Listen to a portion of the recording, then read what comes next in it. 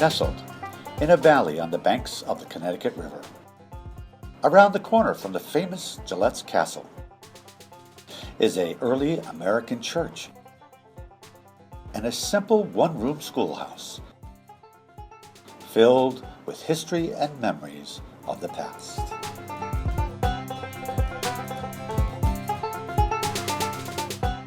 My name's Charlie Farrow. I am the historian of the Hadlyme North Schoolhouse.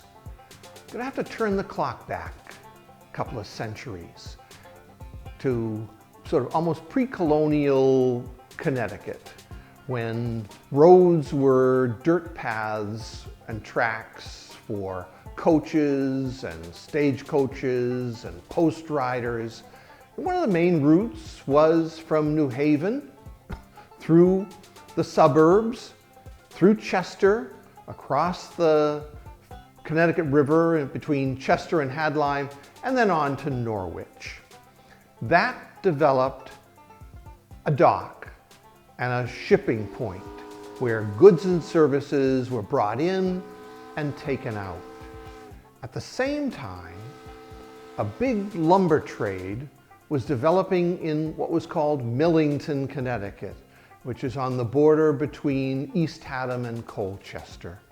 There were great tracts of chestnut, oak, maple, ash, and the water power of the 8 Mile River. In fact, at one point, there were 13 sawmills cranking out posts and beams and ship timbers for schoolhouses, houses, sloops, schooners. This school functioned from September until June, from 1794 until the time of the Depression. A single schoolmistress, often unmarried, who would teach from standardized texts. And she would teach English, reading, writing, spelling, geography, and mathematics.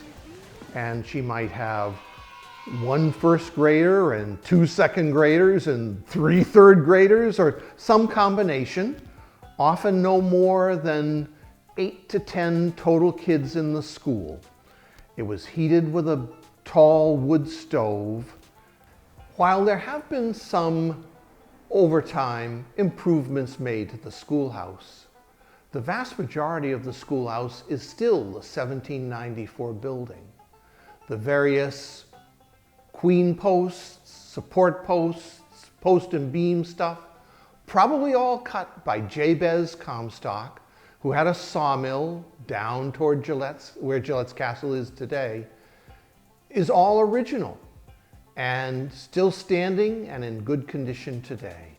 While the school has benefited over the years from countless hours of devoted volunteerism, it does have a new leadership at this time, and they are devoted to, 1, preserving the historic character of the schoolhouse, preserving Hadlyme history, preserving the names that are important: Lucille Narducci, Joe Jahelka, Bill Fiala, Silas Holmes, Lizzie Daniels, Will Rose, all the people who went to school here and are buried across the street in the churchyard cemetery.